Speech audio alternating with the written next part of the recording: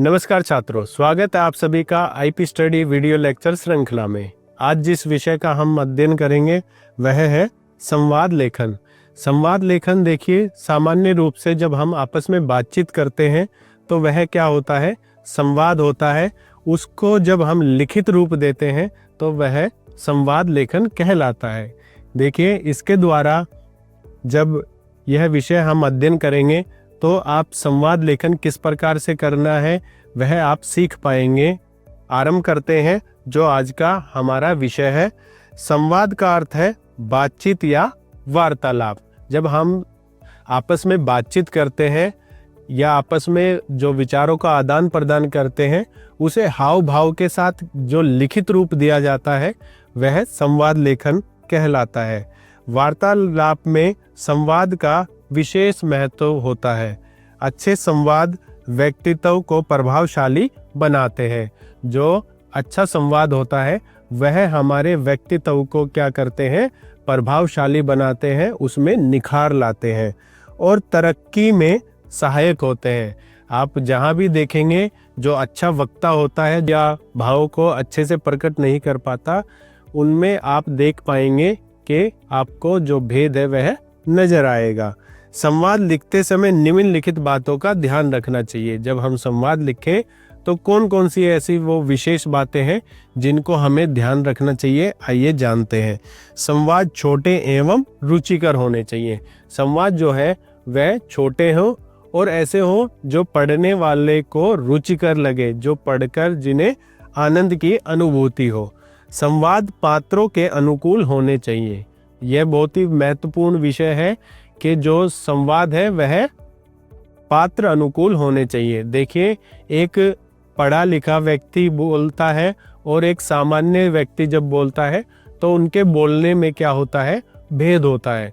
तो यह हमें संवाद, अपने संवाद में दर्शाना है कि एक पढ़ा लिखा एक सभ्य व्यक्ति बात कर रहा है तो वह किस प्रकार से बात कर रहा है, एक छोटा बच्चा बात कर रहा है तो वो किस प्रकार से बोल रहा है। ठीक है, तो इन बातों का हमें विशेष ध्यान देना है। संवाद में स्वाभाविकता होनी चाहिए, अर्थात बढ़ा चढ़ा के बात ना की जाए। स्वाभाविक लगे बात, जो है सामान्य धरातल की बात हो, ऐसे संवादों को संवाद लिखते समय हमें इस बात का ध्यान रखना चाहिए या ऐसे संवादों की रचना करनी चाहिए। लंबे लंबे कठिन और उलझे हुए संवाद बनावटी लगते हैं। जो लंबे लंबे होते हैं, जो उलझे हुए होते हैं, जहाँ बात कौन किस प्रकार से कर रहा है वह जब समझ नहीं आती तो वह क्या होते हैं, वो बनावटी हमें नजर आते हैं। संवाद एक दूसरे से मेल खाते हुए होने चाहिए। जब एक व्यक्ति जब बात कर रहा है तो एक विषय पर बात कर रहा है, जब अगर दूसरे विषय पर जाना है तो एक पर्सन के साथ या कुछ विशेष बात के साथ जाना चाहिए। संवाद रोचक, चुटकीले और भावानुकूल होने चाहिए। यह विशेष ध्यान रखना है कि जो संवाद है वे रोचक हों, जो पढ़ने वाला है उसे मजा आए उन्हें पढ़कर। कुछ हास्य इत्यादि के जो एलिमेंट है वो भी हमें डालने चाहिए और भावानुकूल हों। जब जो बात चल रही है उसके भाव कैसे होंगे उसके अनुकूल होने चाहिए। संवाद में सरल भाषा का प्रयोग होना चाहिए। ठीक है, जब संवाद लिख रहे हैं तो जो भाषा है वह सरल और साधारण रखनी चाहिए।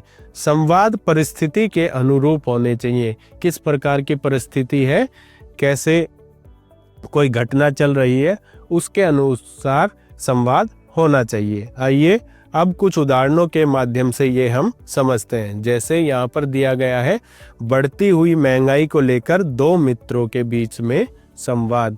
तो यहाँ पर देखिए, दो मित्र बात कर रहे हैं तो अलग प्रकार की भाषा का प्रयोग होगा। जब दो अध्यापक और छात्र बात करेंगे तो अलग प्रकार की भाषा का प्रयोग होगा। तो इन बातों को हमें ध्यान में रखना चाहिए। प्रणव, देखिए, अरे मित्र राकेश, इतनी देर कहाँ से आ रहे हो। तो देखिए यहाँ पर अरे शब्द का प्रयोग हुआ। जब अध्यापक या बड़े से बात कर रहे होंगे तो इस प्रकार के शब्दों का प्रयोग हम नहीं करेंगे। इनका प्रयोग आप मित्र के साथ में कर सकते हैं।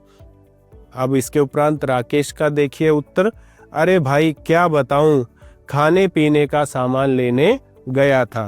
प्रणव, क्या क्या ले आए? राकेश, बहुत ज्यादा तो नहीं ला सका क्योंकि चीजों के दाम ही आसमान छू रहे हैं। देखिए यहाँ पर आसमान छूना अर्थात एक मुहावरे का प्रयोग किया गया है। मुहावरा जो है वह आपके संवाद को, आपकी भाषा को बहुत ही विशेष बना देता है। तो इस प्रकार से आप भी अपने संवाद में, अपने बोलचाल में मुहावरे, लोकोक्ति, कहावत आदि का प्रयोग आप कर सकते हैं। प्रणव, न जाने बढ़ती हुई महंगाई कहाँ जाकर रुकेगी। लगता है भविष्य में तो कुछ वस्तुओं का त्याग ही करना पड़ेगा। राकेश, ठीक कहते हो मित्र, महंगाई तो द्रौपदी की चीर की तरह बढ़ती ही जा रही है, पर सरकार कुछ करती ही नहीं है। प्रणव, इसमें सरकार बहुत अधिक नहीं कर सकती। महंगाई बढ़ाने में तो उन लोगों का हाथ है जो अपने मुनाफे के लिए वस्तुओं को बाजार से गायब करके उनके दाम बढ़ा देते हैं। राकेश, ऐसे लोगों को तो सरकार ही पकड़ सकती है, हम नहीं। प्रणव, हाँ यह तो है, लेकिन सरकार किस किस को पकड़ेगी, कहाँ कहाँ छापे मारेगी? राकेश, मुझे तो लगता है बड़े बड़े अधिकारी भी व्यापारियों से मिले हुए हैं, तभी आज तक कोई जमाखोर पकड़ा नहीं गया है, और जो पकड़े भी गए हैं उन्हें कोई सजा नहीं मिली है। तो इस प्रकार से देखिए दो मित्रों के संवाद जो था वो यहाँ पर समाप्त हुआ है। आगे देखिए अगला जो उदाहरण है, नाटक की तैयारी करते विद्यार्थियों में संवाद। मनोज, वरुण सर तो इस बार नाटक नहीं करा सकेंगे, वे अरुणाचल प्रदेश गए हुए हैं। प्रधानाचार्य ने हमें स्वयं नाटक तैयार करने के लिए कहा है। श्रेया, चलो अच्छा हुआ, अपनी इच्छा का नाटक करने का अवसर तो मिला। नेहा, कौन सा नाटक करेंगे? मनोज, कोई ऐतिहासिक नाटक किया जाए। श्रेया, बहुत उबाऊ हो जाएगा, कोई मनोरंजक नाटक करते हैं। नेहा, अपने आप बैठकर लिख लेंगे, ऐसा नाटक करेंगे कि दर्शक लोटपोट हो जाएंगे। सविता, तुम नाटक लिखना, तुम्हारी हिंदी हम सबसे अच्छी है। श्रेया, पुस्तकालय चलते हैं, वहाँ लाइब्रेरियन सर से कहकर पीछे वाले कमरे में बैठ जाएंगे। इस प्रकार से जो यह संवाद था वह समाप्त होता है। देखिए यहाँ पर आपने जब इन उदाहरणों को पढ़ा तो देखा होगा कि भाषा जो है वह सरल व स्पष्ट रखी गई है और इनमें किसी प्रकार का जो बनावटीपन है वह हमें नहीं दिखाई दे रहा।